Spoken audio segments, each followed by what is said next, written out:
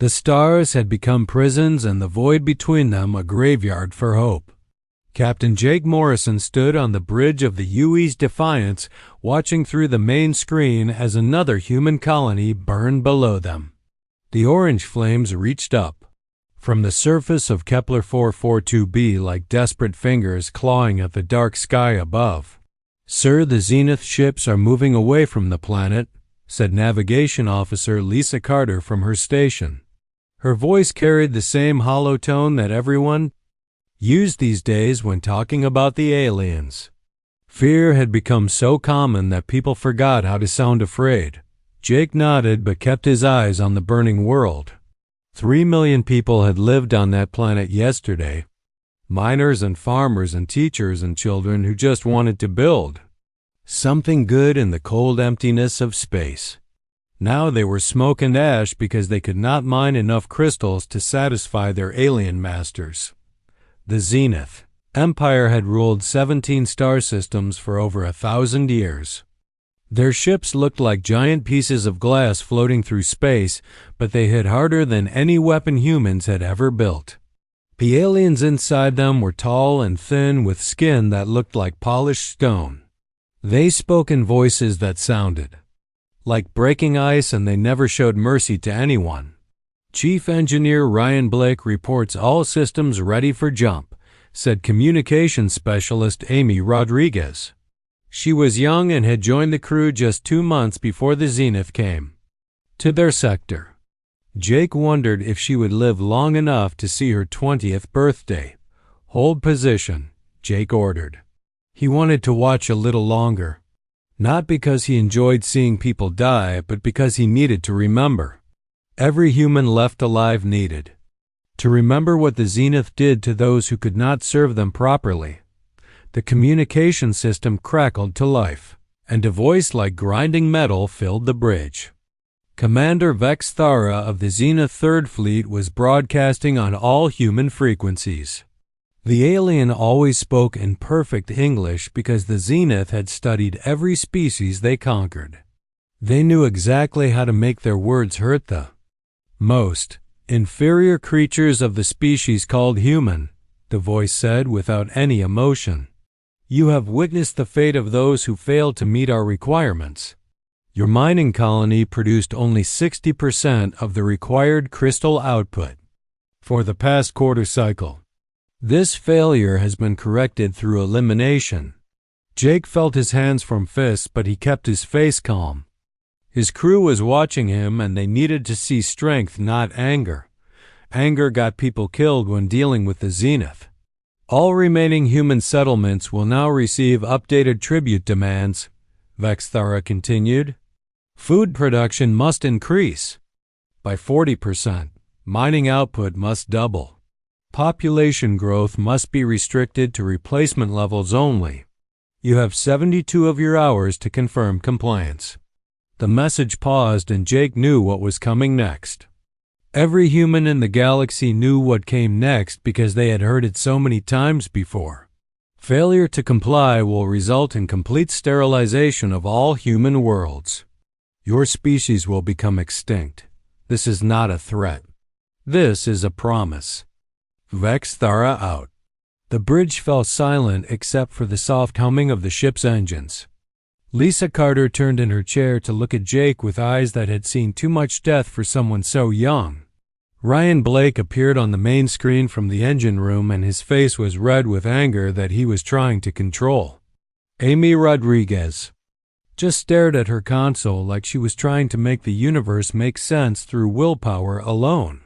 "Sir," Lisa said quietly, "Earth Command is requesting immediate conference with all ship captains.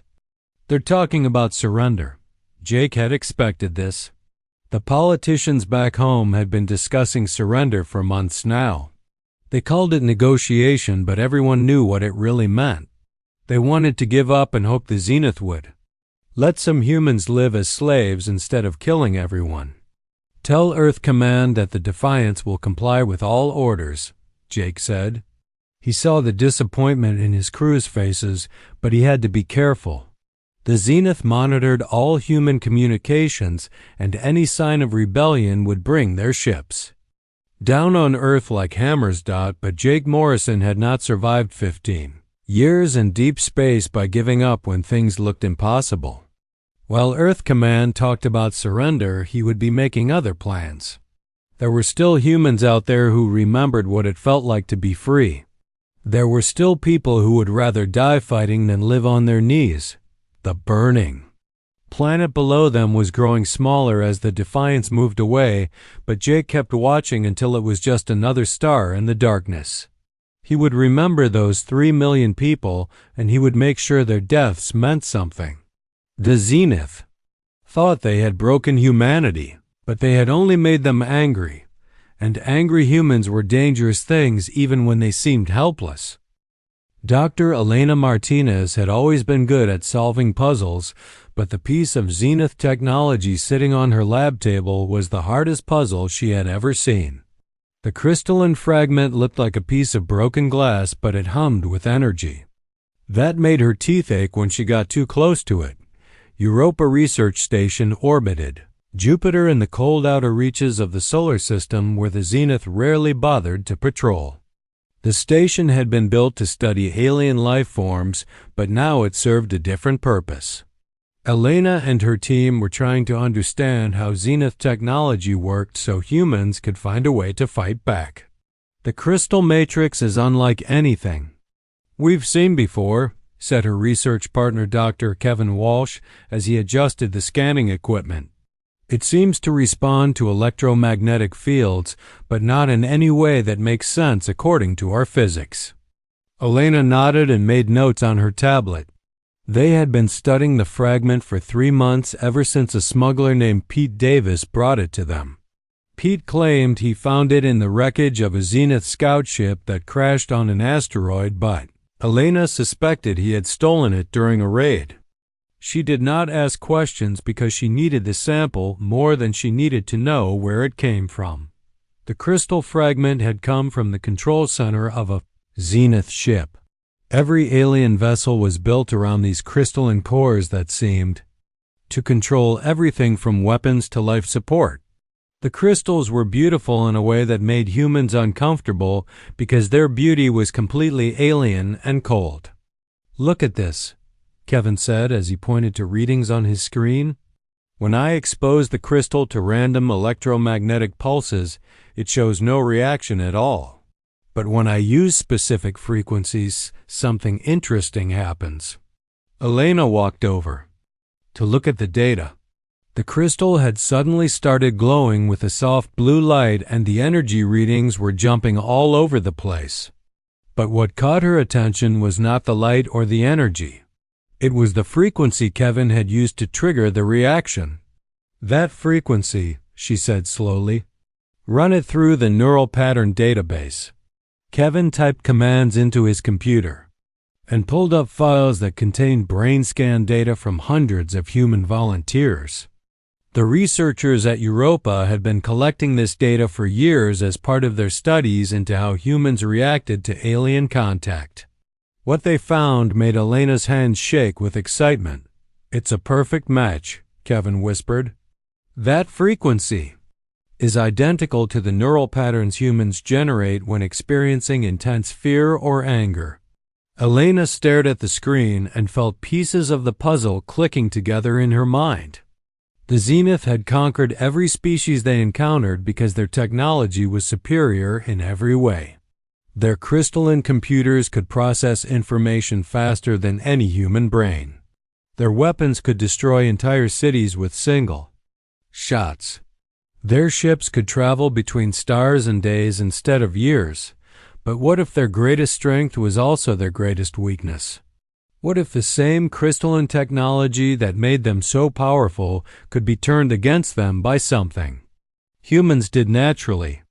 We need to test this theory, Elena said. Contact Lieutenant Colonel Alex Torres on New Pittsburgh. Tell him we need volunteers for an experiment. New Pittsburgh was one of the industrial worlds that had fallen under Zenith occupation 6 months ago. Torres and his resistance fighters had been conducting guerrilla warfare against the aliens ever since.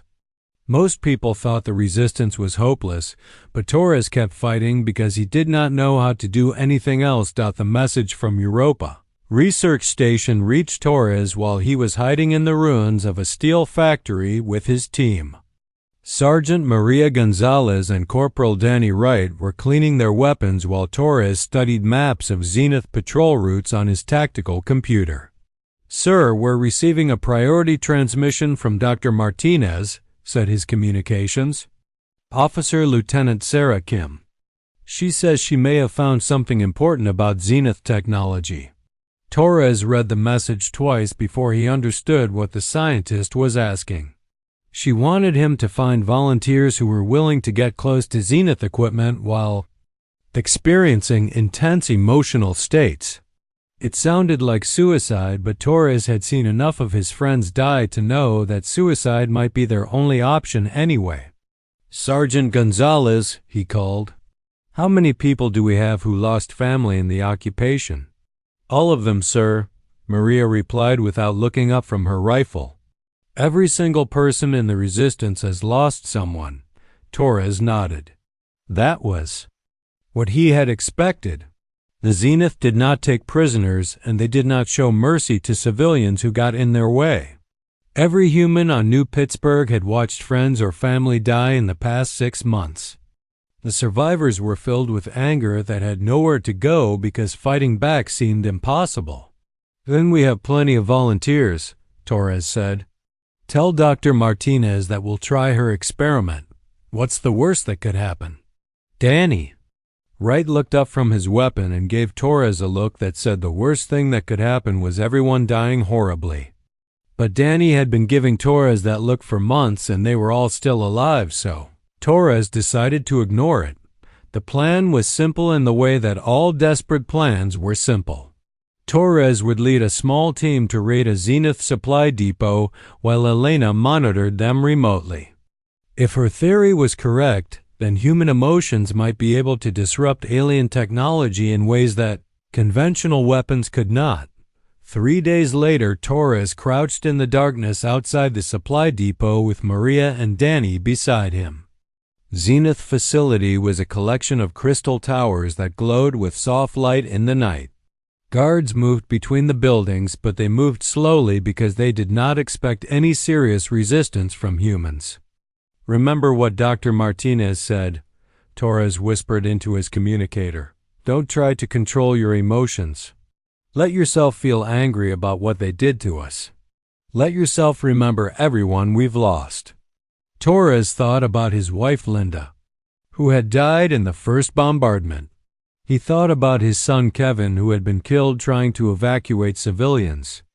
He thought about every friend and neighbor and stranger who had died because the Zenith decided that humans were not worth keeping alive. The anger built inside him like fire, and he felt his heart beating faster. Beside him, Maria was thinking about her parents, and Danny was remembering his younger sister. All three of them were filled with rage that had been growing for months with nowhere to go. They stood up and walked toward the depot with their weapons ready and their hearts full of fury. The transport ship New Hope was 3 hours out from the refugee station at Titan when the Zenith intercepted her.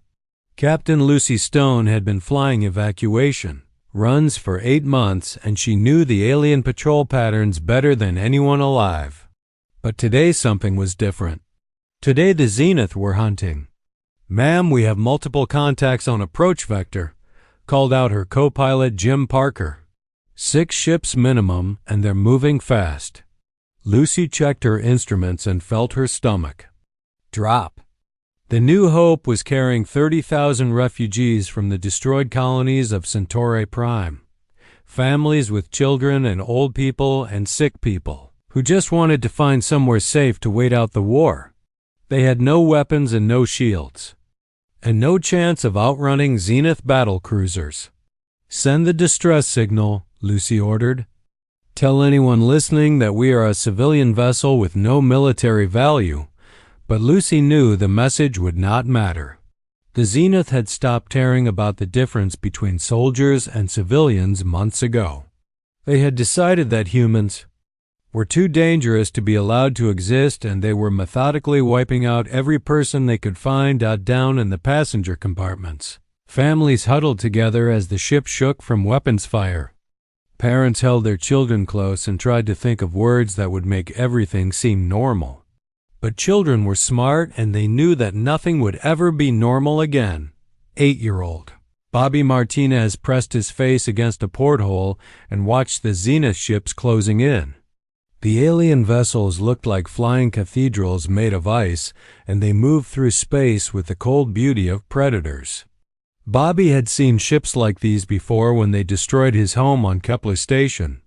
He remembered the light and the heat and the way his house had turned to ash in seconds. "Mommy, are the bad aliens going to hurt us again?" Bobby asked his mother Carol, who was trying not to cry in front of her son. "No, sweetie," Carol lied. "Everything will be okay." But everything was not okay, and Carol knew it. She had already lost her husband Peter in the first attack on their colony.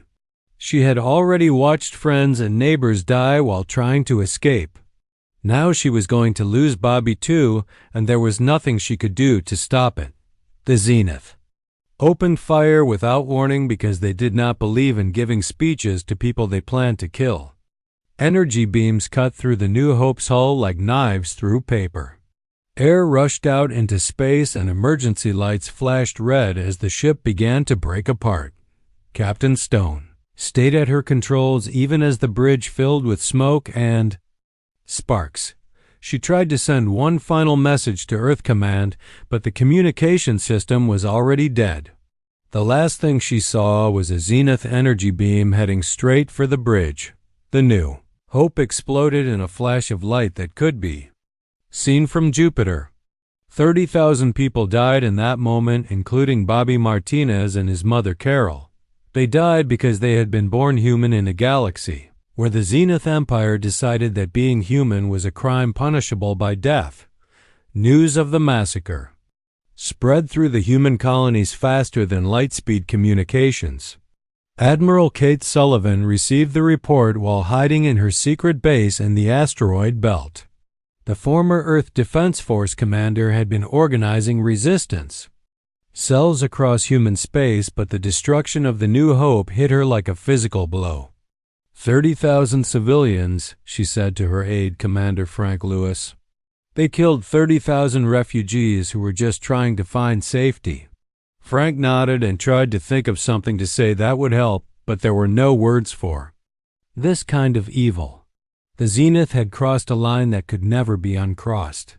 They had shown everyone exactly what they thought human life was worth. The news reached Dr. Elena Martinez on Europa Station while she was analyzing data from Torres' successful raid on New Pittsburgh.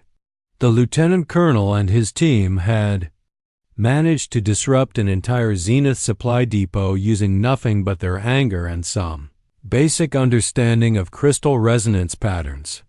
It should have been cause for celebration, but the massacre of the New Hope made victory taste like ashes. "We have to move faster," Elena told Kevin Walsh as they worked through the night in their laboratory. "Every day we delay, more people die." Elena had been developing what she called Fury amplifiers based on her discovery about Zenith crystal weaknesses.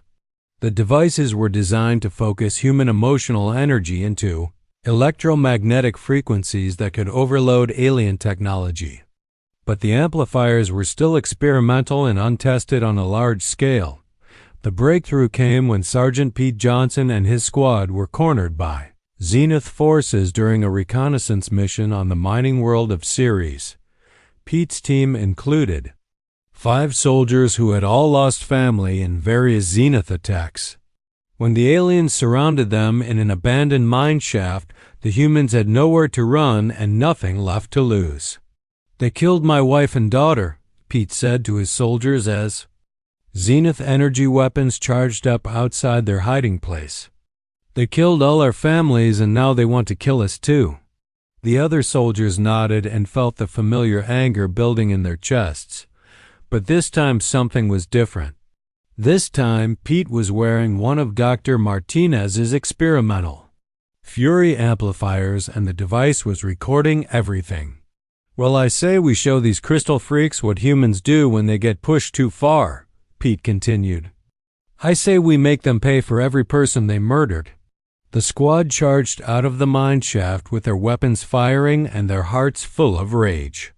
The Fury amplifier on Pete's chest began to glow as it converted their emotional energy into focused electromagnetic pulses.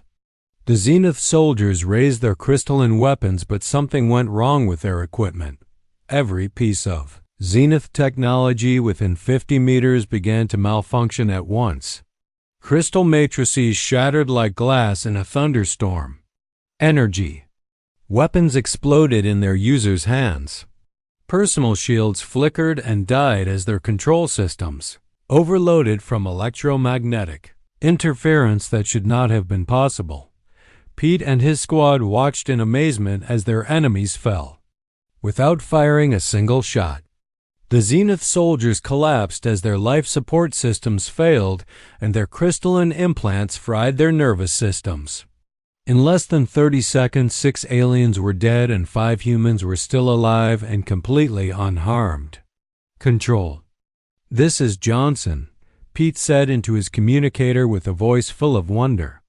"You're not going to believe what just happened down here."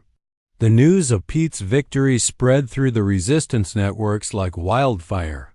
For the first time since the Zenith invasion began, humans had found a way to win against impossible odds.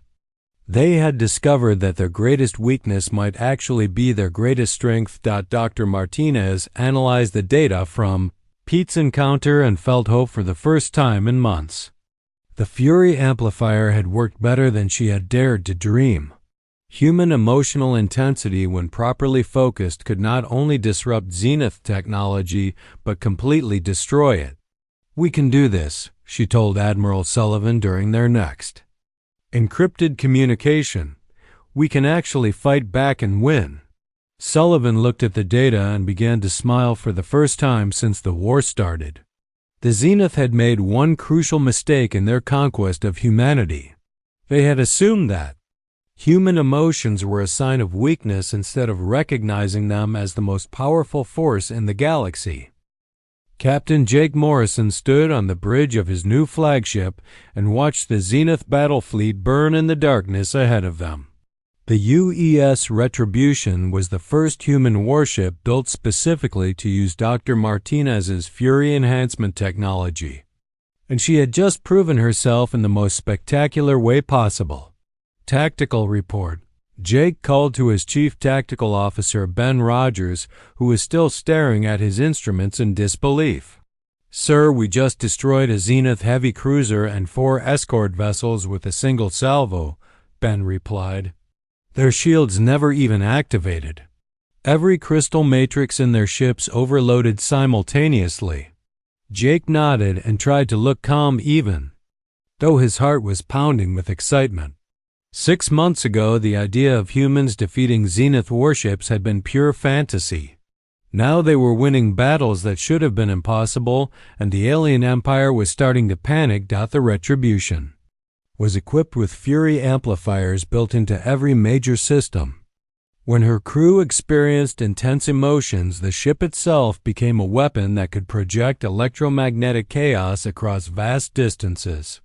The angrier the humans got, the more powerful their weapons became.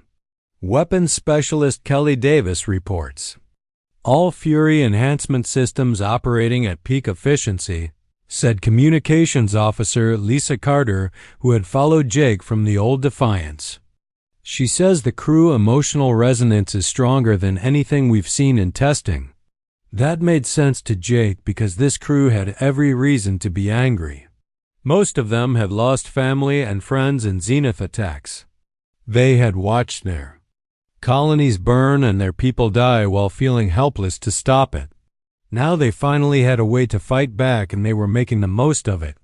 "Sir, we're receiving a transmission from General Chris Parker on the surface of New Vegas," Lisa continued. "He reports successful completion of Operation Payback with minimal casualties." Jake smiled when he heard that news.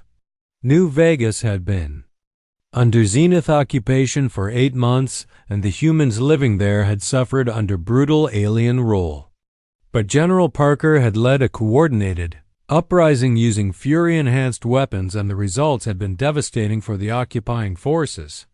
Parker's ground troops included soldiers who had been hiding in the desert ever since the planet fell. They knew every canyon and cave and abandoned mining tunnel on New Vegas, which gave them huge advantages over the crystal-dependent Zenith forces. When intelligence officer Stephanie Brooks provided them with detailed maps of alien positions the humans had struck like lightning. The battle for New Vegas had lasted only 4 hours because Zenith technology simply could not function when exposed to focused human emotional energy. Their vehicles stopped working when angry humans got too close. Their weapons exploded in their hands when desperate people fought back. The communication systems failed when grieving families channeled their pain into electromagnetic fury. The Zenith garrison commander surrendered after his command center was completely destroyed. Parker reported over the communication link. Apparently their equipment started malfunctioning the moment our people got within 500 meters. We didn't even need to fire shots for the final assault. Jake felt pride and satisfaction filling his chest as he listened to the report. After months of defeat and desperation, humans were finally winning. They were taking back their worlds and making the Zenith pay for every atrocity committed against innocent people. But the enemy was not giving up without a fight. Emperor Zekmorth had ruled the Zenith Empire for 3 centuries, and he had never faced a serious challenge to his authority.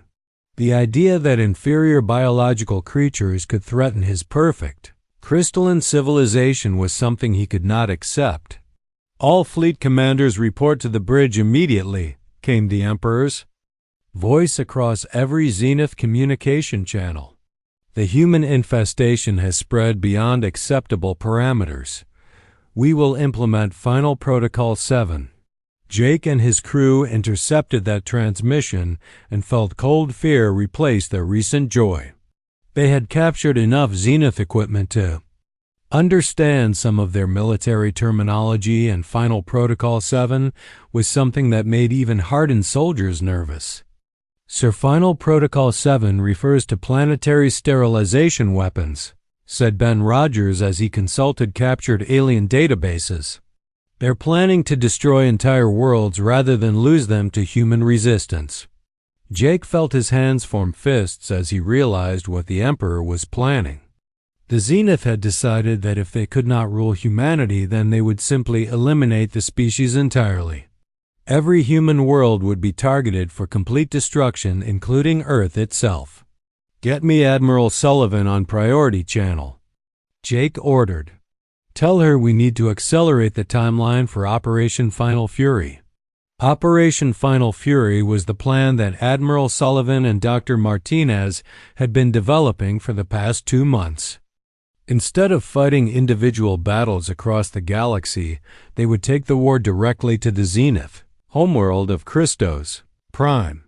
It was desperate and dangerous and probably suicidal, but it was the only way to stop the aliens from destroying every human colony. The plan required gathering every human ship that could still fly and every person who could still fight. Mining vessels and cargo haulers would fight alongside military warships. Scientists and engineers would serve as soldiers. Civilians would volunteer for missions that trained military professionals would refuse to attempt. "Sir, we're receiving responses from across human space," Lisa reported as messages flooded in from dozens of colonies. "Captain Morrison from the freighter Lucky Strike says his crew of miners is ready to fight.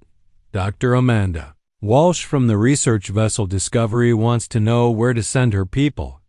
Even the civilian transport Beautiful Dawn is volunteering to join the assault fleet." Jake read through the messages and felt something that had been missing from his life for too long. He felt hope mixed with determination and anger focused into purpose. Humans across the galaxy were finally united by something stronger than fear. They were united by fury. Tell everyone to rendezvous at coordinates 77 Alpha in the Centauri system, Jake ordered. We launched the final assault in 72 hours. The next 3 days passed in a blur of preparation and planning. Ships that had never been designed for combat were fitted with Fury amplifiers and whatever weapons could be found. Crews trained frantically on equipment they barely understood. Families said goodbye to each other knowing that most would never meet again. Dr. Martinez worked around the clock to build enough Fury enhancement devices for the entire human fleet. She had discovered that the larger the group of angry humans, the more powerful the electromagnetic effect became. If her calculations were correct, then the assault on Christos Prime would generate enough emotional energy to overload every piece of Zenith technology on the planet. The crystal matrix that controls their entire civilization is located in the capital city, Elena explained to Jake during their final briefing. If we can get close enough to it with a large enough group of emotionally charged humans, we might be able to shut down their whole empire at once. Jake nodded and looked around at his senior officers. Ben Rogers and Kelly Davis and Lisa Carter and all the others who had followed him through months of desperate fighting. They were tired and scared and angry, but they were also ready to end this war once and for all. Ladies and gentlemen, Jake said quietly, tomorrow we find out if human fury is stronger than alien technology. Admiral Kate Sullivan watched the largest human fleet in history assemble in the empty space between stars. 800 ships had answered the call for Operation Final Fury, and they came from every corner of human space. Warships flew alongside cargo haulers while research vessels formed up next to mining barges. It was not the most impressive fleet ever built, but it was the angriest. Ma'am, the final ships are reporting ready status, said her aide commander Frank Lewis. Captain Morrison confirms the Retribution is prepared for assault operations. Dr. Martinez has completed installation of Fury amplifiers on all vessels. Kate nodded and felt the weight of responsibility settling on her shoulders like a heavy cloak. Every human alive was counting on this desperate gamble to save their species from extinction. If they failed, then Earth and all the colonies would burn under Zenith Planet killer weapons. The plan was as simple as it was insane. The human fleet would jump directly into the Christos Prime system and fight their way to the planet's surface. Marine Colonel Julie Barnes would lead ground forces to the capital city while the fleet provided orbital support. Dr. Martinez and her scientific team would attempt to overload the central crystal matrix that controlled all Zenith technology. All ships, this is Admiral Sullivan, Kate spoke into the fleet communication channel. In 30 minutes we jump to Christos Prime. Remember that we fight today not just for victory, but for the right to exist. Every person who died under Zenith rule is counting on us to make their sacrifice matter. The response that came back from 800 ships was not words but pure emotion. Anger and grief and determination flowed through the communication channels as thousands of humans prepared to face the enemy that had tried to destroy them. The Fury amplifiers on every ship began to glow as human emotions reached levels that should have been impossible. Captain Jake Morrison felt the energy building on the Retribution as his crew prepared for battle. Ben Rogers and Kelly Davis and Lisa Carter were all thinking about the people they had lost and the homes they would never see again. The electromagnetic output from their Fury amplifiers was already approaching maximum levels, and they had not even entered enemy space yet. Sir, the Zenith homeworld is the most heavily defended system in their empire, Ben reported as he studied tactical displays. Intelligence estimates at least 200 warships plus orbital defense platforms and ground-based weapons. Jake looked at the numbers and knew they should have been terrifying.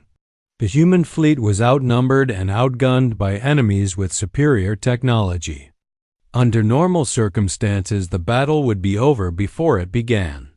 But these were not normal circumstances, and humans were no longer fighting by normal rules. All ships prepare for hyperspace jump, Kate Sullivan ordered. Target coordinates. Christos Prime. Execute in 10 seconds. The universe twisted around 800 human ships as they jumped through hyperspace toward the heart of the Zenith Empire. For a few seconds they existed nowhere and everywhere at once while space and time bent around them. Then reality snapped back into focus and they found themselves in orbit around a world that looked like a giant crystal. Christos Prime was beautiful in the way that alien things were, beautiful when they had never been touched by human hands. The planet glowed with soft light from thousands of crystal spires that reached up toward the stars. Cities covered the surface in geometric patterns that hurt human eyes to look at directly. It was the homeworld of a species that had conquered most of the galaxy. Enemy ships moving to intercept, called out Lisa Carter as Zenith vessels appeared. On all sides of the human fleet. Count is 237 warships plus unknown number of defense platforms. The Zenith commander opened communication channels, expecting to receive a surrender message from the foolish humans who had flown to their deaths. Instead, he heard something that made the crystal matrices in his ship vibrate with harmonic frequencies that should not have existed. "This is Admiral Kate Sullivan of the Terran Defense Force," came the human voice filled with cold fury. "You murdered our families and destroyed our homes. You tried to make us extinct because you thought we were weak. Today we show you what human weakness really looks like." The human fleet opened fire and the space around Christos Prime erupted into chaos. But this was not the kind of battle that anyone had ever seen before. Human weapons did not just destroy Zenith ships, they made them tear themselves apart from the inside. Crystal matrices shattered as electromagnetic fury overwhelmed their harmonic resonance. Alien crews died as their own technology turned against them. "Ma'am, the Zenith fleet is in complete disarray," Frank Lewis reported with amazement in his voice. "Their ships are exploding faster than we can target them. Some of them are crashing into each other as their navigation systems fail." Kate watched the tactical display and felt satisfaction mixing with her anger. The Zenith had spent 1,000 years perfecting their crystal technology, but they had never imagined that emotions could be weaponized. They were learning that lesson now, but it was too late to help them. Captain Morrison guided the Retribution through the orbital battle while his crew channeled their fury into the ship's weapon systems.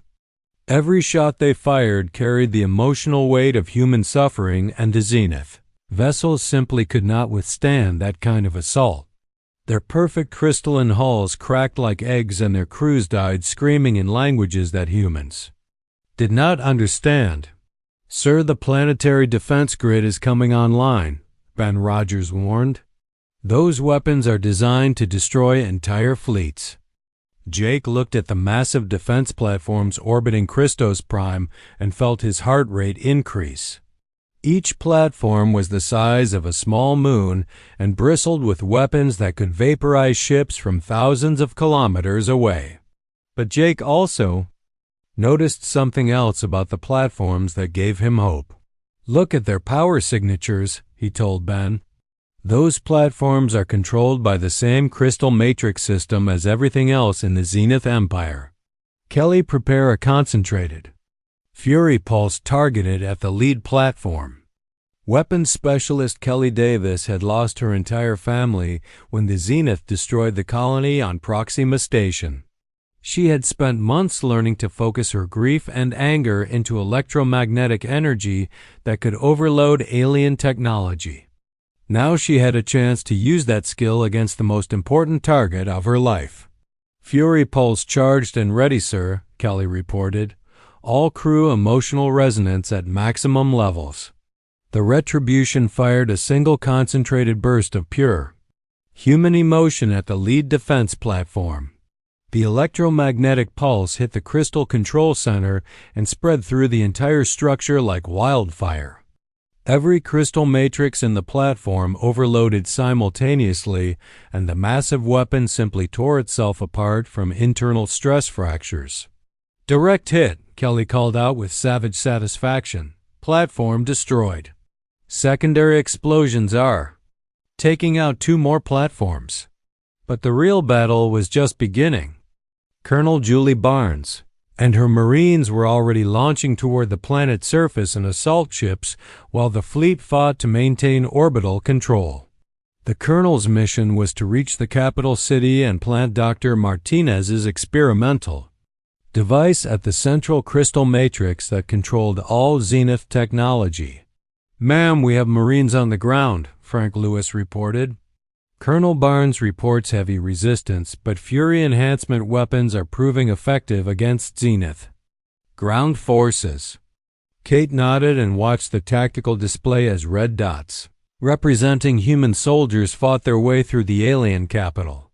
Every Marine in the assault force had volunteered for what was probably a suicide mission.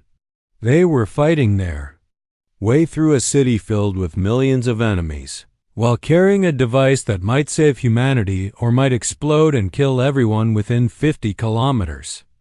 "Admiral, we're receiving a transmission from Emperor Zekmorth himself," Lisa Carter announced.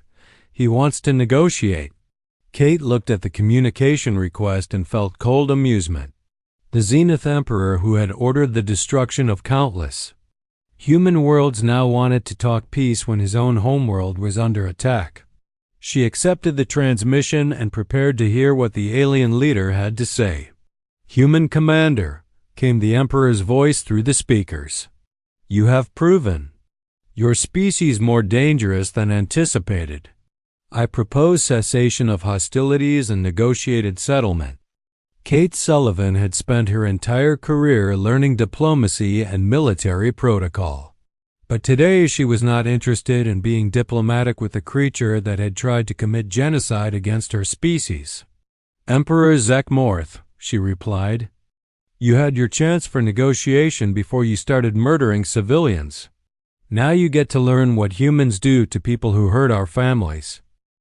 Colonel Julie Barnes crouched behind the twisted remains of a Zenith transport vehicle while energy bolts sizzled through the air above her head. The capital city of Christos Prime looked like something from a fever dream, with crystal spires reaching toward the sky and geometric buildings that seemed to grow out of the ground itself. "Sergeant Gary Nelson reports the north approach is clear," said her communications officer, Corporal Ashley White. "We lost 3 Marines taking out the Zenith checkpoint, but their weapons just stopped working when our people got close enough." Julie nodded and checked the device strapped to her back. Dr. Martinez had called it a resonance amplifier, but Julie preferred to think of it as the biggest Fury bomb ever built. The device was designed to channel the emotional energy of every human on the planet and focus it directly into the central crystal matrix that controlled all Zenith technology. "How far to the target?" Julie asked as she studied her tactical map. 800 meters to the main crystal tower," Ashley replied. "But ma'am, the entire area is crawling with Zenith forces. They know what we're trying to do." Of course they knew. The aliens were not stupid, even if their reliance on crystal technology had made them vulnerable to human emotions. Emperor Zekmorth had figured out that the humans were targeting his civilization's most important control center, and he had sent every available soldier to defend it. But Julie Barnes had not fought her way across half the galaxy to give up when victory was within reach. Her Marines included volunteers from dozens of destroyed colonies, and every single one of them had personal reasons for wanting to see the Zenith Empire burn.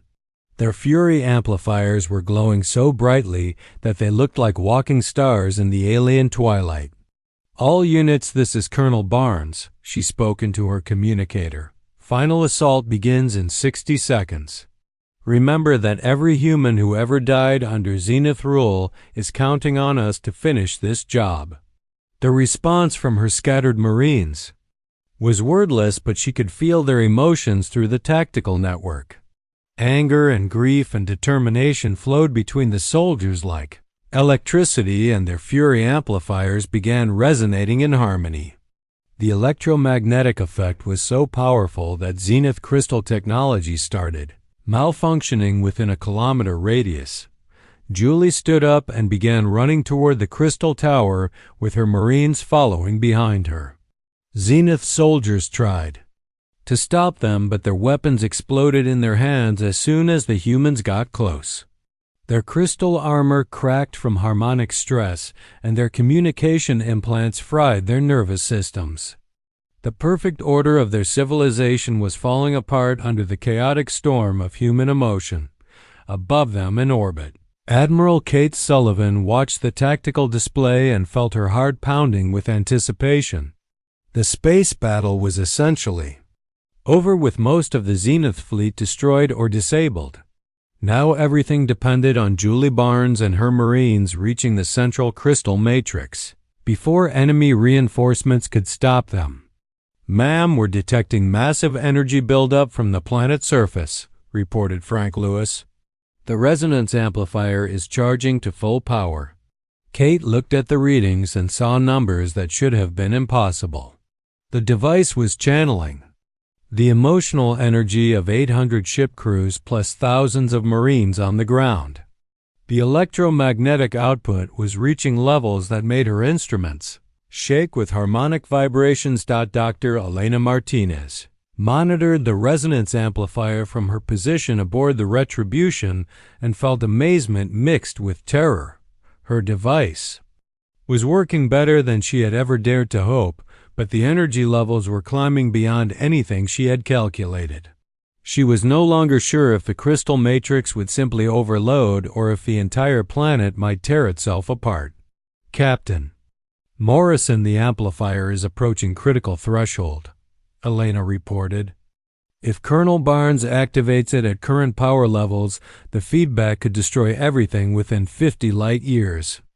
Jake Morrison looked at the data and felt cold fear settle in his stomach. They had come to Christos Prime to end the war, not to blow up half the galaxy.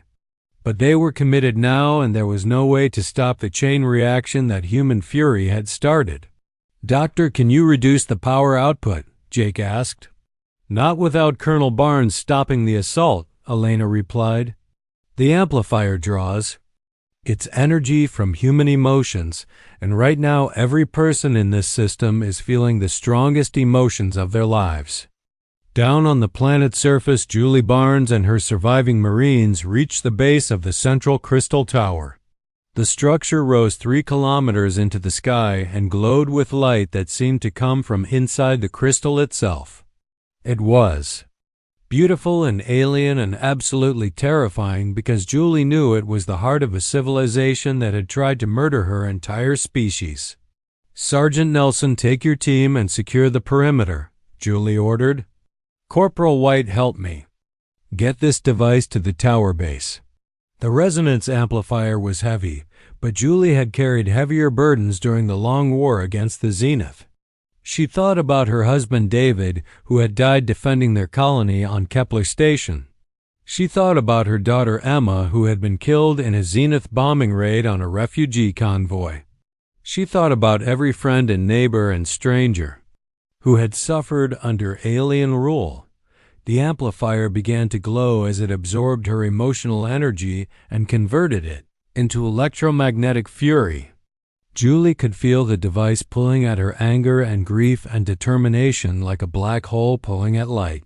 But she did not try to resist, because this was what she had been fighting for since the war began. "Ma'am, the device is fully charged," Ashley reported. "Dr. Martinez says to activate it as soon as we reach optimal positioning." Julie looked up at the crystal tower and felt something that surprised her. She felt pity for the aliens who had built such a beautiful and fragile civilization. The Zenith had created wonders that humans could barely understand, but they had also chosen to use those wonders to commit genocide. Now their perfect crystal empire was going to shatter like glass because they had underestimated the power of human emotions. "All units fall back to minimum safe distance," Julie ordered. "Activating." resonance amplifier in 10 seconds. She placed the device against the base of the crystal tower and felt vibrations running through the structure like a giant tuning fork. The amplifier was already affecting the tower's crystal matrix, and the effects were spreading through the planetary network at light speed. Julie pressed the activation button and felt the universe change around her. The resonance amplifier channeled the fury of every human in the Christos Prime system directly into the central crystal matrix. Electromagnetic energy that had been building for months of desperate fighting suddenly found a focus point and poured into the alien control network like a tsunami of pure emotion. The crystal tower began to crack as harmonic frequencies tore at its molecular structure. The cracks spread upward through 3 kilometers of alien technology, while the control signals that managed an entire planetary civilization turned to chaos. Every piece of Zenith equipment connected to the network started malfunctioning simultaneously. Emperor Zekmorth felt the first tremors in his palace 10 kilometers away and knew that his empire was ending. The crystal matrix that had controlled Zenith civilization for 1,000 years was being destroyed by something his people had never encountered before. Raw human emotion focused into a weapon that could tear apart the very foundations of reality. All ships, this is the Emperor, he broadcast on every Zenith frequency. Evacuation protocol is now in effect. The homeworld is lost. But there was nowhere to run because the resonance cascade was spreading to every crystal matrix in the system.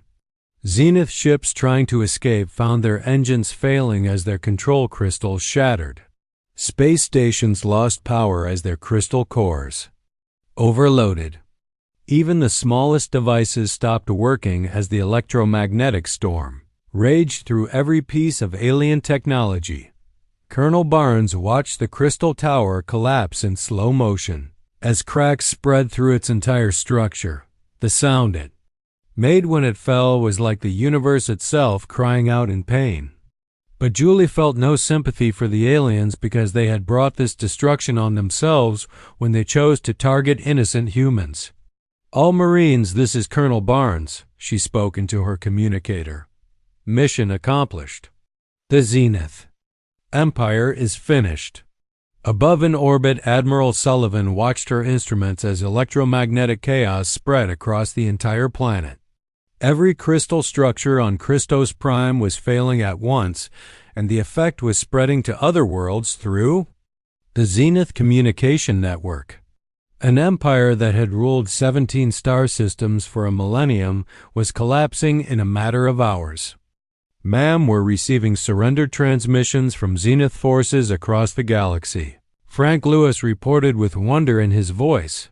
"Their entire command structure is breaking down as crystal technology fails everywhere."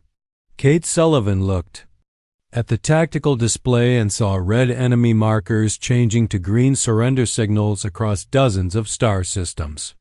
The Zenith Empire that had seemed invincible just days ago was crumbling like a house of cards because one species had refused to accept extinction. Captain Morrison felt tears on his cheeks as he realized that the war was finally over.